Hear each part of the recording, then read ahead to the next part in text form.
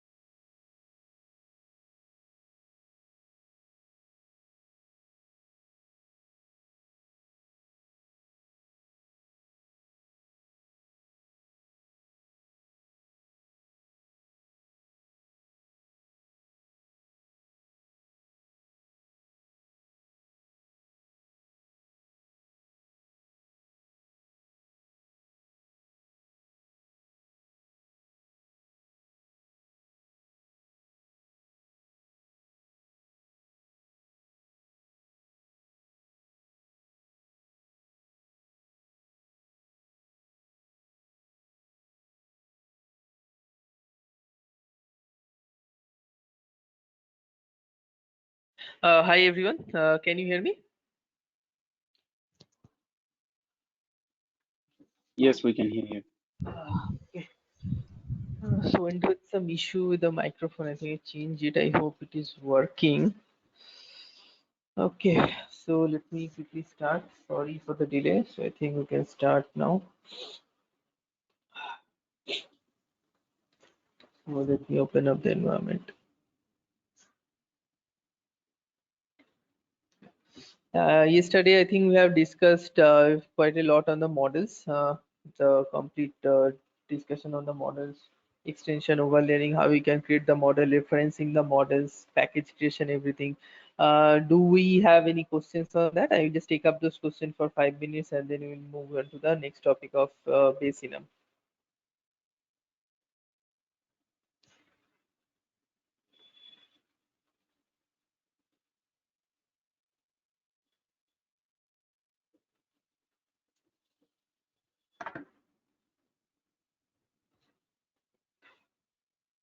Hello?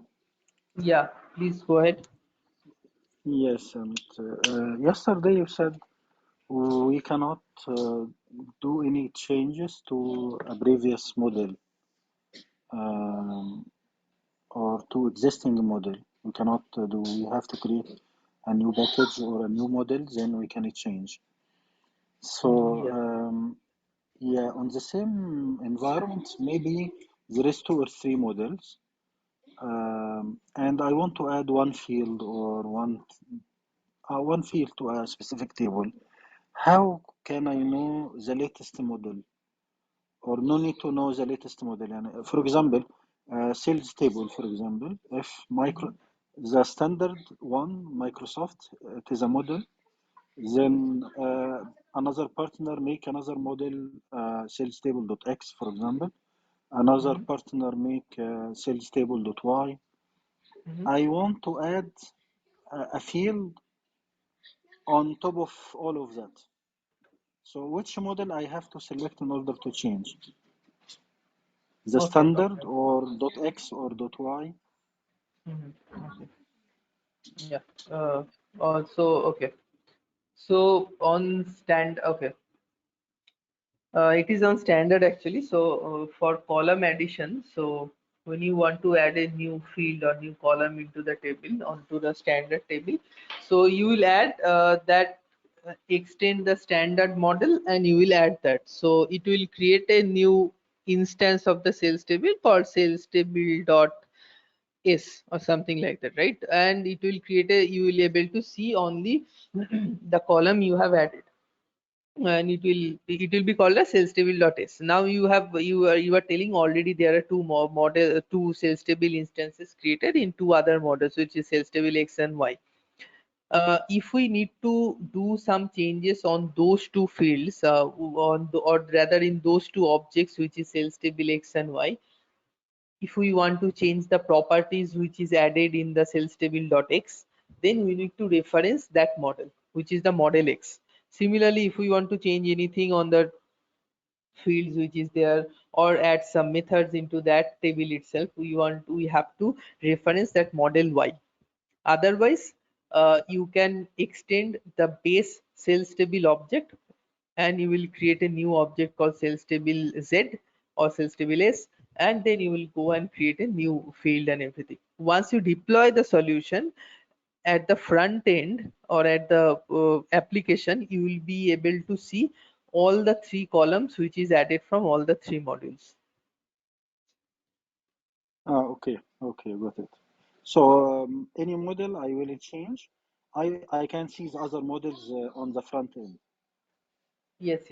It is, yes. Whatever models you create, how many sales table changes you do, everything you will be able to see from in the front end itself. Yes. Yeah, Uh, okay. Sorry, so I have the same query extended to that. For example, we have sales table.x, sales table.y, and we have created another extension as sales table.s. Fine. Then now I have a function which I need to write, and I had written a new class. In that class, can I use and this class is present in for example in module S. This new class is present in module S. So now if I want to have sales table dot X fields to be added or do some init methods or anything, do I need to add and do that? I can do, right? From sales Yes. table dot, Yeah, yeah, you can do that, but you have to reference those two models okay. only I because have to refer. only in your model, Z or model S, you have to reference those two models. Yes. Okay, okay. Thank you.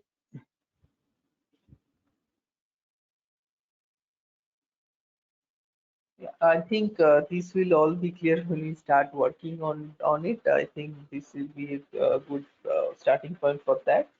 Once we start creating our tables, our databases, we'll see how the extension works, and not only extensions. When we want to do some code changes, that is the most frequent thing which we do.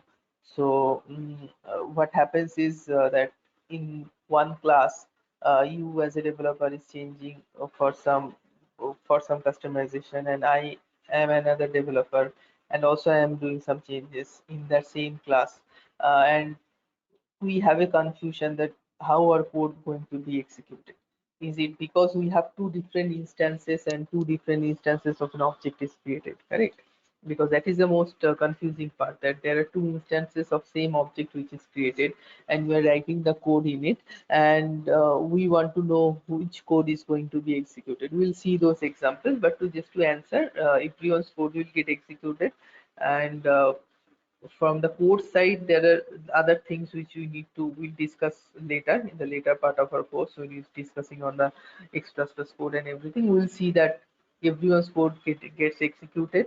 If you want to know there is a reference on that code or something, that also all those options are there. But yeah, we will see that, and it's not the problem will not happen mostly for the I'd say for from the quotes table column addition. It happens mostly on the class and how you customize the methods and everything. So that we'll see later. Okay.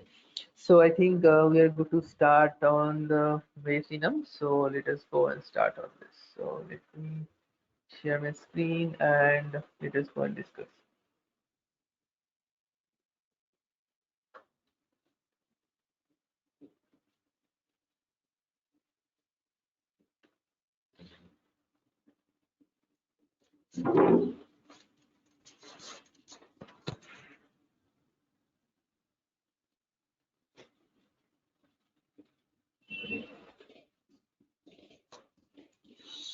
Okay, I hope you are able to see my screen. So we'll start with the base enum. So base enums is one kind of simple data type. So till now we have discussed our the architecture of Dynamics 365. Then we have moved into our server architecture. Correct. All these things we have discussed. Now, as a next point, as a next starting point, we have to discuss on our uh, data types. And data type, by data type I mean we have two data types, which is one is called base enumeration, or what we call as enums, the first four letter what we call as this enum, and we have also what we call as extended data type, or which we'll discuss next week, because that's an important concept. We'll discuss later next week, like early next week, but today we are going to discuss on the base enums. So to put it simply, base enums are nothing but a list of fixed values. So whenever if we have if you're familiar with Excel, so you know there is something called as list, right? And in that list you can fix a value. It is nothing but you select a drop down and you get a list of values, and that values are constant, it cannot change, right? And once as a user, whenever you're selecting the values, you have to select one value from them. That is a simple part, easy to understand, right? And in Dynamics 365 point of view, if we have a constant value which is already defined in the system, we have to do it through our base enumerations, or what we call as enum. Put it simply, is a enum. So that is what we have to use it, correct? So that is comparable to the list, or what we use in Dynamics AX, or in Excel rather. So the exactly similar to what we happen now. In from the ERP point of view, what are those constant values which we can go and use? So our constant values are our transaction status, uh, type field, different field which defines your different categories. All those are fixed values, because let us take an example. If we have a enum called ledger transaction type or something, so how many different type of transaction is possible, Microsoft has already defined, and that is why based on those different types Microsoft has created a enum which list all the different types. So tomorrow, if we want to include a new transaction type, what we have to do? We have to go first extend that enum and add a new value to the base enumeration, which is the ledger transaction type. That is the first criteria, right? Similarly, if we are going to create some new type values or some new values into the system, then we bring create a new enum, and then we go and creating the enum values, right? So this is the core concept of the enum. So if I just write it down, so enums are nothing but are fixed values, and this is comparable to the our list in Excel. And mostly your transaction status, transaction type, category values, purchase type, all these different fields where you feel that there are some values which is involved, you have to go and use that. So let us go and see an example. I think it will help you to understand. So let us go and see one example.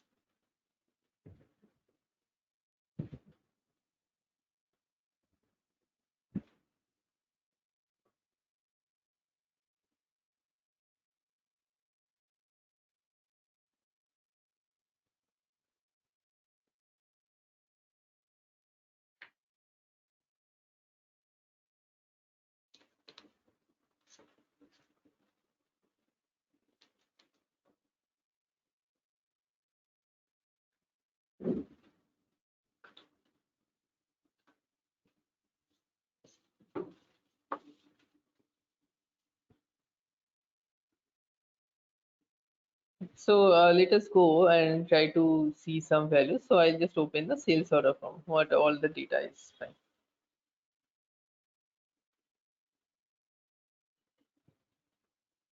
So it will open a list of data for sales order. So you'll have your sales order number, customer name, which customer it is for.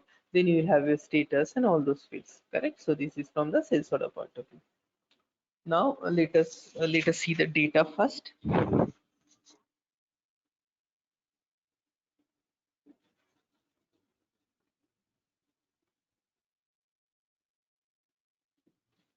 Okay, so this is your sales order data. Now you see this number, right?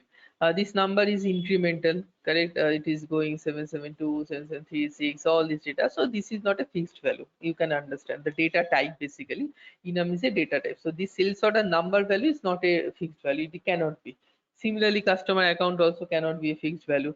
Customer name also not. Order type, return invoice account, all these things are not. But what can be fixed is this, your status, order type, right? We can only have two or different order types, and then yeah, there can be other fields also, but let us see this field which is for status.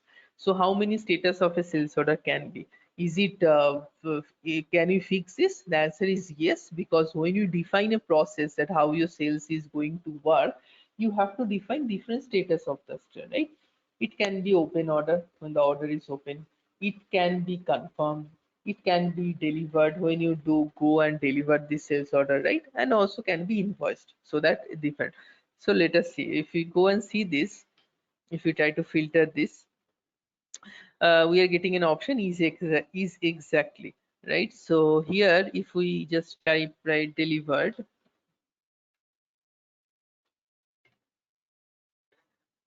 so we can see there are few data are there present. Similarly, if we go and see anything related to your invoice, can I see that?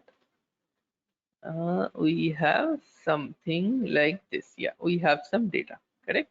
Now let us go and at the back end and try to see what is this field for. So just right click and see the form information is for sales table, and this is sales status. Control is sales table, sales status. Okay, this is for sales status. And let us go to the Visual Studio and try to find out what is exactly the sales status is.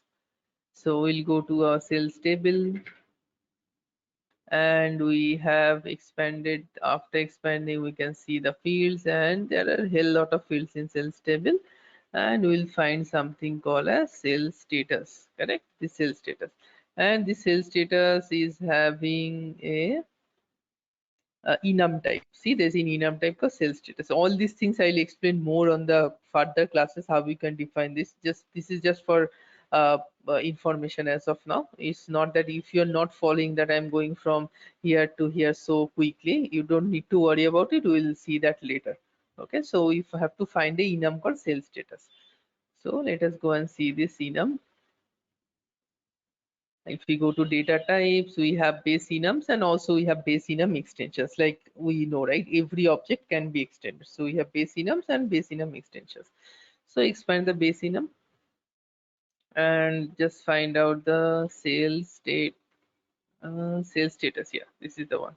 And if we see the sales status, we can see, yeah, see some values are there. Something is called none, back order, we have cancelled, invoice, delivered, and all these things, right? This is my sales status values is there.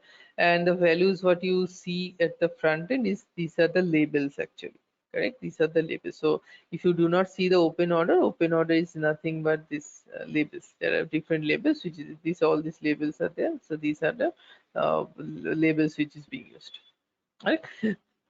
Okay, now if we understand this, then we understand that this is working exactly like a sales list, right? uh, Now there's one key concept is here, how the data is actually stored in the database. So whenever you create a enum, base enum, for storing your data, so the data is not stored as a this value with the value like this open order, delivered, sales order. So let us take an example. So let's say we have a sales status, and we have, let's say, mark it under, and we have few values, right? We have your open order, we have your delivered, we have your invoice, and also cancel. So let us assume we have these four values. We have created these four values. So in the SQL database, these values are exactly not stored as a this with these exact values. In the SQL, this value starts from 0 and it goes till 1, 2, 3 like this. So for open order, the value in the SQL database will be 0. For delivered, it will be 1, and invoiced, it will be 2, and for cancelled, it will be 3. So this is how the data is basically stored in the SQL, right? So there is some best practices, and when I say best practice means when you are going and for the development, you should follow some kind of guideline, right? And that is called as Microsoft best practices. So the best practice is whenever you are listing the data for an enum, do not put these values. When you are writing these values, do not put that 0, 1, 2, 3 like this, the numbers, because you can easily identify, right? So if you put a if in place of open order, if you put 0, these two are exactly same. So there's a confusion in the database, so you do not need to do that. Similarly for deliver, you don't need to put a 1, right? You don't need to do that. So this is you should avoid, and always use the proper labels to identify each values. And whenever you're creating a value, the first value you keep it as blank so that the users are not confused when selecting the values. So we will explain when you create the more table on it, but let us now go and create an enum value. Okay. So let us go and try to create a enum value. So how we'll do that? So any project, whenever you create it, just go right click on that, click on add and click on new item. Once you click on new item, you have an option of Dynamics 365 item. You expand this and you will see a different type of code. So for today and for next week, early next week, we'll be concerned more on the data types. And all these are they'll only be base enum ones, and then all these are different type of utilities, which we'll discuss later next week. After that, when you are done with data type and this part, we will discuss on the data model, which is the key area where we will learn more on the table queries, data entity, view, everything.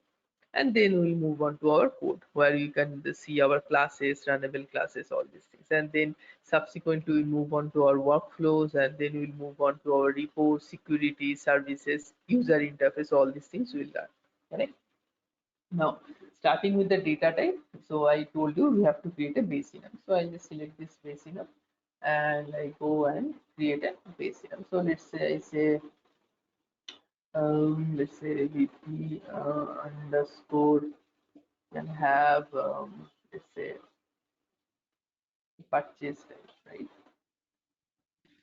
Purchase transaction type, or not purchase type, say like vendor type of vendors type, in vendor.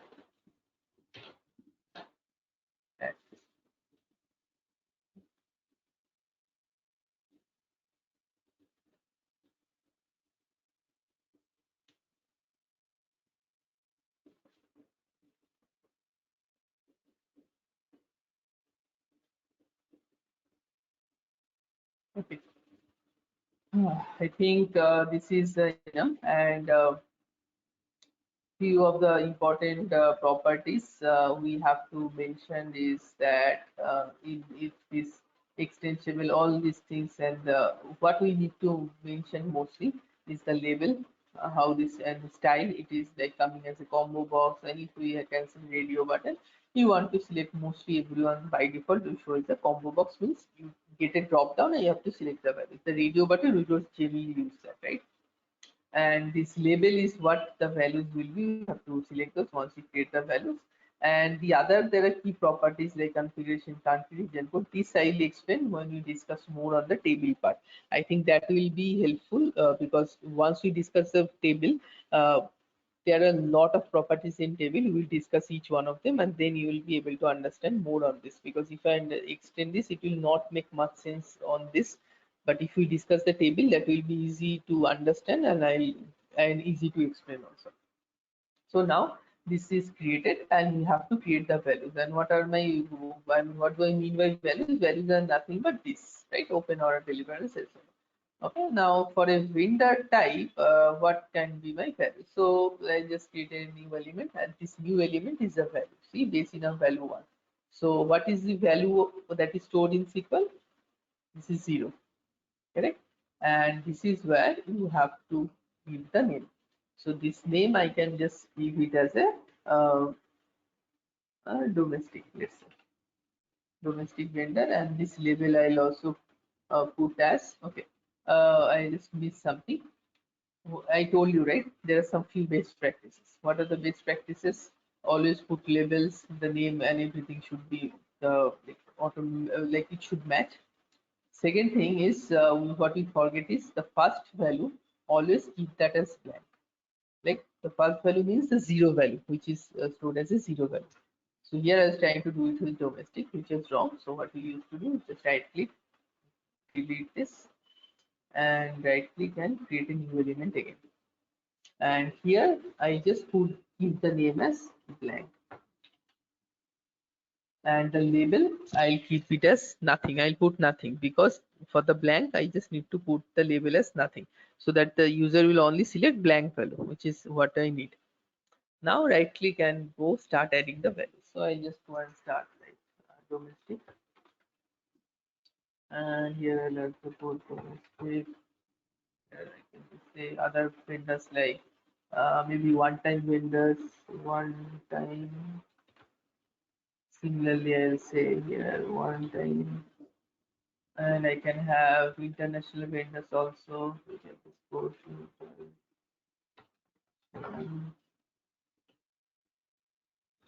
copy this and paste it here. And similarly, we can add some other values also. So I just added three values, which is domestic, one time, and international. Now, when you add this to the front end, the user, whoever is using this, he will be able to see the values in this order only. Just remember, the order is important if you want to show this. So this is 0, 1, 2, 3, 4, 0, 1, 2, 3, and he will be able to see this in way also. So blank, domestic, and one time, and international. So for the blank, you will see this as blank. This label will show you him as a blank value, and then domestic, one time, and international. Okay, so this is the concept of enum, and this is how we go and do it, create a new enum. Now for the customization part, if we go and have to do a small change on an existing enum, what we have to do, just bring out any enum, let's say transaction type or something. Let us find that.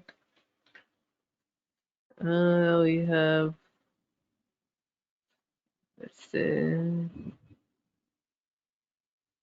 yeah, we have a transaction budget. Okay, so let us take the, but yeah, I can have this one. Transfer type IN. So this is only for Indian application which we are using. So IN means Indian. So what we have to do? We have to right click and we're not getting the extension. I think I haven't selected application. But we can go and just go and use this, like right click and create an extension here. We can go and use that. Okay, so that is the point of creating this, and what we'll be achieving. So we'll achieve, right, if we have these values, right, you have to right click, and if you want to add a new value, you can go and add a new value here. Okay, so that is the thing that we'll be getting out of it. Now coming back to the different properties of enum. So if we go and see the different properties, I think country region code, I think will explain the configuration key also, and each of the values, if you click, you will see the same values, country region code, and this is nothing but this country region code is nothing but if you want to only select this value for some countries only, correct? So then you can mention this country region codes. Configurations, yeah, I'll explain when we discuss more on the table, because that will help you to understand all that. Okay, so best practices, always remember when you creating an enum, so always mention the label, what is the name of the enum, all these things. And once you go and create this enum, put the values in a order which you want to show the user. So if you want to start from domestic to international, you will start from here. If you want to put the international, so international should be your element 2. If you are not doing that, tomorrow you cannot go and change that. You have to delete the values and recreate again. Okay, that happens. And when you do a delete and recreate of any data type, EDT or table, so you remember to, you have to synchronize the database also, because otherwise it can create some problem, because this enum you can go and use it in a table field, correct? That is the purpose of it, because just by adding this is nothing, right? You have to show it into some table so that the users can enter the data. So whenever you are adding this to the table, and if you are just going and deleting from the backend, that can create some data inconsistency. So we have to go and follow this, right? Okay, now going on to the other topic, I'll just a few points regarding we'll just discuss on the from the slides. But before going into that, any questions regarding the base enum? Yeah. So when we extend Yeah. the base enum, and if there are similarly multiple extensions are already available things, like one partner, different partner, and different partners are already available mean, uh, and if the same name is being utilized, because we may not be knowing that partner's code is there in this, or however it is like that, then in that case, name, when we enter the same name as the element, for example, No, domestic is you already cannot use available, that. You cannot use that thing. so it will not allow. It will block Can him. I? Yeah, it will block you. Yes, yes. Okay, okay, thank you. Yeah, I think any other Yeah. question? Does this name was case Yeah, sensitive? yeah. Currently, you have shown. Wait, just go one by one. Yeah, just go ahead. Whoever was asking, yeah, go ahead. Yeah. I'll Does this stop it name and was just case sensitive? Yeah, currently you have shown creation of a new enum. wait. Just Nagendra, just go ahead first. Yeah, okay. Because in the screen just now you had shown me name and the label, right? Yeah. Name was case sensitive. For example, here you just type Oh capital no no O N E capital T I M E. So can I no. use the small t again? No, right? Yeah, you can use. Okay, It's not okay, case sensitive. Yes. Yeah, okay. Amir, go ahead.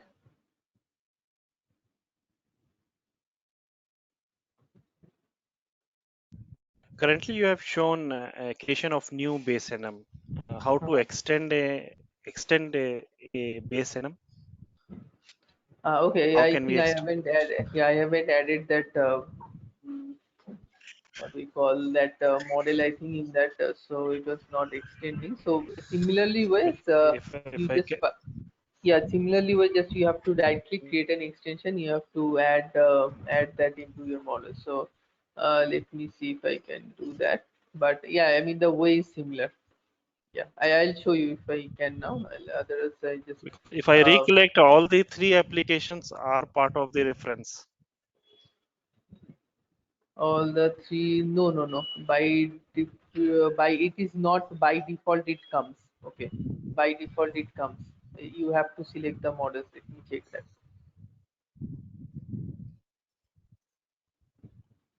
Yesterday, while creating this demo VP Oh model, no I no no. did the This one I three created. application ones.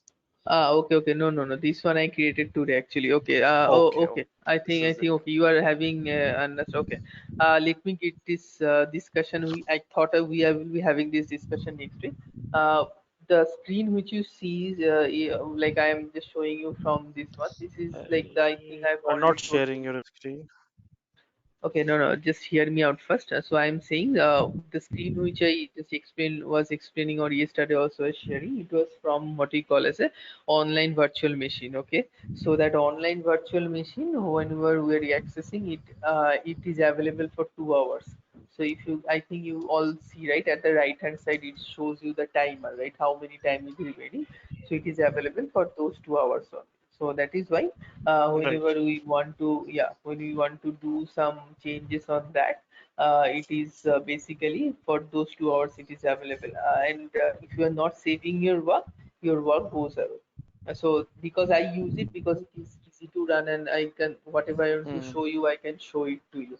Uh, if we are using a VM, then your work is saved, and tomorrow when you open up, you can see the same model, same everything, right? So this is the concept here. So yeah, so I just show it from here. Okay. Any other questions? I think So, I was seeing some questions from Naveen. no, nothing from my side. Already I'm done. Okay. Okay, so yeah, I think next week actually, I guess it is a good point. Actually, I thought of bringing this up. Next week, the agenda would be the first thing what we'll be discussing is our extended data type, which is the most important thing. And once we are done with the discussion, before going into the table, I will show you how to access this online virtual machine, and also I'll show you how to set up your local VM. If you remember in the VM, in the demo sessions, the two demo sessions that I had, I told you the specifications for creating that local virtual machine in your own laptop. I will reiterate those. So if you want to do that, so that tomorrow next week when I show you, you can download those files and you can create that virtual machine in your own laptop. Okay, that was a part of it. So the first requirement or the first prerequisite is you have to have like 16 GB of RAM. That is important because that virtual machine, when you are running it, it consumes close to like 6 to 8 GB of RAM. So if you have a 8 GB laptop and your virtual machine is consuming that resources, your laptop, the other thing, nothing will run, so it will not work. So at least 8 to 12 GB, I don't know 12 GB RAM her laptops are available or not, but if it is available then fine, or otherwise use a 16 GB laptop, RAM laptop. Second prerequisite, at least 100 or 110, 15 GBs of hard disk space, because when you download the file that is close to 90 odd GBs. Okay, so on a safer side, just have 100 or 110 GB of space. Third prerequisite, Windows Professional or Enterprise license. If you have student version, home version, you will not be able to enable what we call as Hyper-V, and which actually runs the virtual machine. Okay, so we have to have a professional or enterprise version. And there are some hacks which are available, where you can convert that Windows Home license to enterprise or professional. I haven't used that. Don't ask me that, honestly, I cannot guide you on that. You can find so many hacks. I have also seen that, but I haven't tried those in over internet, over YouTube. There are so many commands you have to write, you have to do a partitioning, all those things. I don't know that. So if you expect me to just guide you on that, I honestly will not be able to help you on that. So if you have a professional enterprise license downloaded, I think that will be the best option. Or if you have some laptop where you can just download, use that for your machine, you can use that. Okay. So this is a prerequisite for downloading that local virtual machine. Any questions on that? So in the VHD itself, it will be having the uh, .NET Visual Studio and all those things, right? Yeah. Once we download the VHD, you will able to you will be able to get you will have a VM like how I am showing you, and your Visual Studio will be open, and you will see the Dynamics 365 objects. Okay, thank you. So you'll show that in the next week how to do. Yes, yes, yes, yes. Okay, I'll show you. sure. I'll share you reference document also. So if you forget later, you can do it next time also. So I'll share it with you. Noted.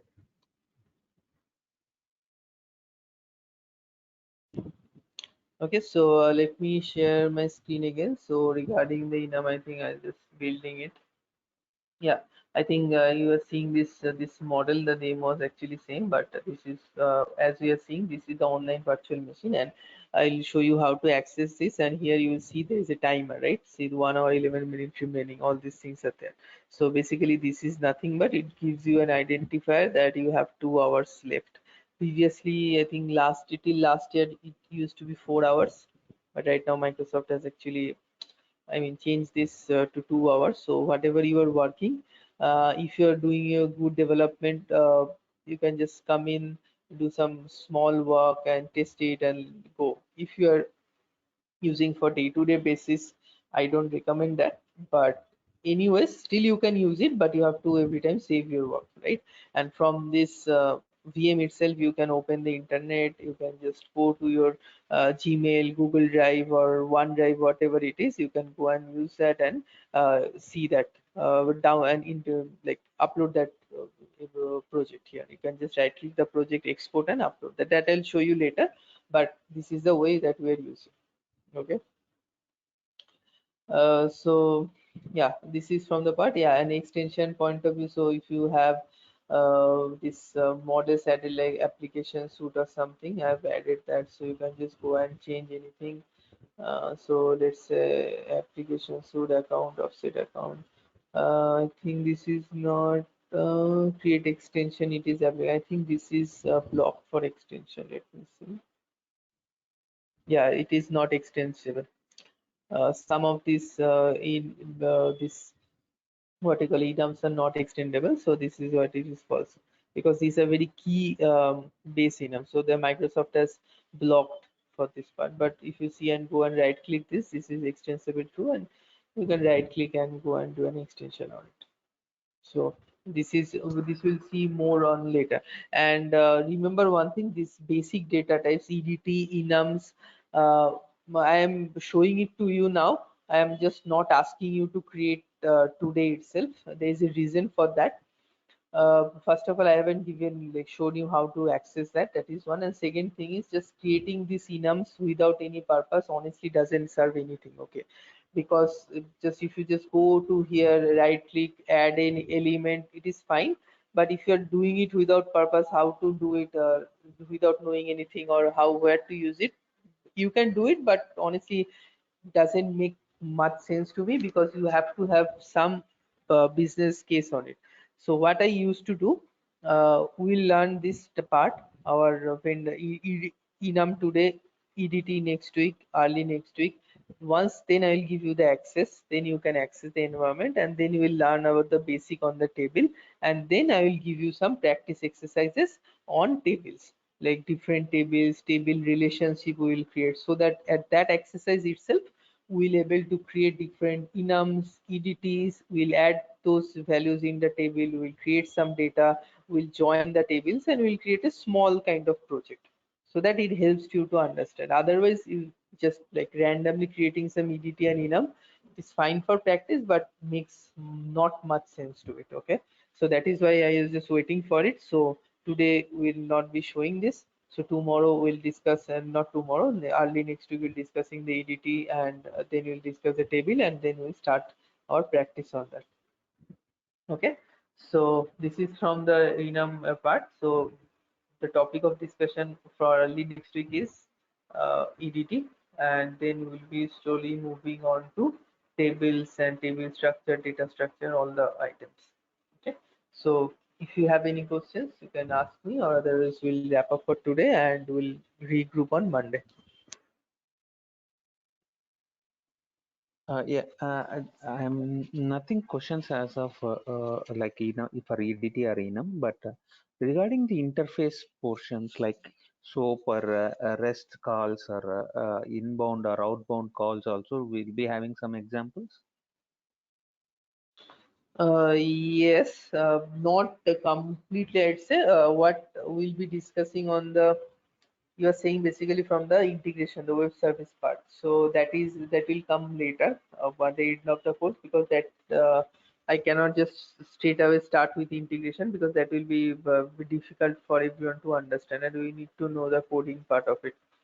So what we do, we'll discuss the all the REST, JSON, all those things, how the integration service works in Dynamics 365, the OData service, everything we'll discuss, and we'll see some examples with the web service which is already available. So we'll just see an example where you can just go and consume some data from an outside web service or export some data from Dynamics 365. So whatever as well, because for this training itself we cannot just go and create a web service and deploy it and then connect to Dynamics. So that is not possible, because from Azure also we need to do a lot of things. So we'll be practicing with the available material, because there are a lot of web service which is already available in over internet. We can just simply use one of them and we just see if the data is coming to Dynamics, or if we can send the data outside Dynamics.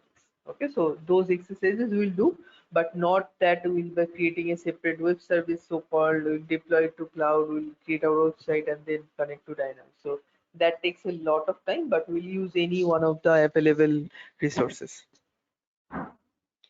Okay. How about workflows? Yeah, New workflow workflows.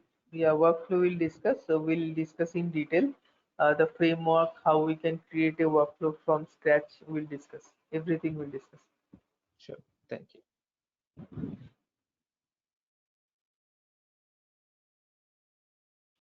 Okay, I believe we are good. So thank you everyone for joining. So we'll regroup on Monday and we'll start discussing on that. Have a good weekend. Maitra, maybe hello. Yeah. Hello. Yeah, Maitra, maybe it is a basic question. And can you know explain like what kind of roles basically technical consultant will have? Yeah. Okay. It depends on the experience actually, Nagaraju. So I mean, from my side, I can tell you. So I started as a technical. So I am an engineer. So I started as a technical consultant. or what we call as developer. And for the first 2 years, I did development, and then I moved to some other development work. And for the last 4 5 years, I am doing both development work also and functional work also. So that is actually, I mean, you will not find more, more people like this who does both at the same time, because everyone tries to stick with one or the other. But that is good for your career growth if you can just learn both of them. And it is easy to start from the developer side, because you just need to learn the language, some the code and everything. But as a functional consultant, you have to have a business knowledge, a process knowledge. You have to have good understanding of those business knowledge, business terminology, finance, everything. But as a developer, you don't need to have those knowledge. So as a developer, if you are targeting that you will learn Dynamics in next 2 3 months after the course also, then you are applying to some company, then you should target the basics first.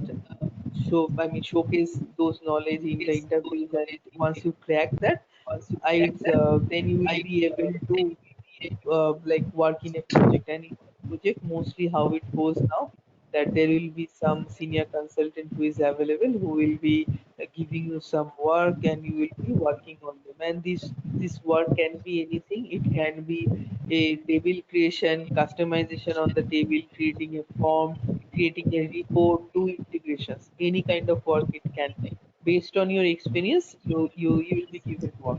Okay. Okay. Yeah.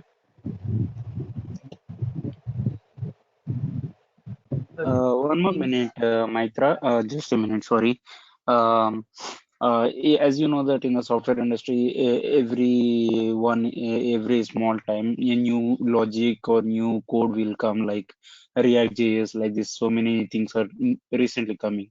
C Sharp to C code, like this. So in the Dynamics, what are the code language they used to use in before 9 and 12 versions? On the time the also it's code Express or the code something else. no, no, the code version hasn't changed actually. From the core Dynamics 365 ERP point of view, it was called X++ before, and it is still called X++. And nothing has changed actually. There is a development aspect related to retail. Okay, so Dynamics also has a retail component, and in that retail component, the development interface and all those things gets changed quite frequently, not for the ERP. So in the older versions, we started our work from the older version, and the coding and everything is exactly same in Dynamics 365 also. A later point of time, I don't think in next 5 years at least Microsoft is going to change anything on the framework. This is because this is a quite heavy, robust, extensive product what they have built, and they are actually expanding on that. I don't think something is going to change. If there is something is going to change with artificial intelligence blockchain, I'm not sure on that, but at least for the next 5 to 7 years, I don't think it is going to change that you learn X++ and then like after 2 years you have to learn another thing. I don't think that is going to happen with this ERP as of now.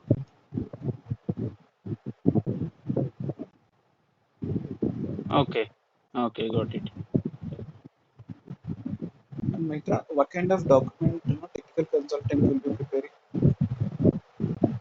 as part of They can, project implementation? yeah, they can take a consultant will be definitely uh, refer to some document called technical design document. So that is not necessary if you're junior developer. You will be replaced with junior. So what happens? Every project has some uh, business requirement document, or what we call as BRD. From that business requirement, we create something called as design document, or what we call as FDD, functional unit document. And from that, we create a comprehensive technical design document about all the tasks. Then from that document, you can build small task related document. So small task, you will have one small document. So regarding that, so yeah, you can expect those document as a technical consultant. And is this document prepared only for enhancements or even what For both, the for both, basic I for mean to say. enhancement Yeah, and okay, for enhancement and also for fresh development. For everything, we need okay, those documents. okay. Okay, even if it is standard practice also, do we prepare for that? No, if we are using only a standard, I mean, we're not customizing anything. If you're only using the standard product, obviously then there is no need of any technical design document because we are not doing any changes on our technically correct. So because we're not doing any customization, so in that case we don't need it. But yeah, if there is some bit But of customization, functional document, sorry, functional document, even if it is standard also, we need to prepare, is it? yes, yes, yes. Okay, thank you. Okay, I hope this answers all of your questions. So, thank you everyone. So we'll regroup on Monday, and we can connect on the different discussion point related to EDT, and then we'll be moving on to data structures. Thank you everyone. Have a good weekend. Bye bye. Thank Yeah. you. Bye bye.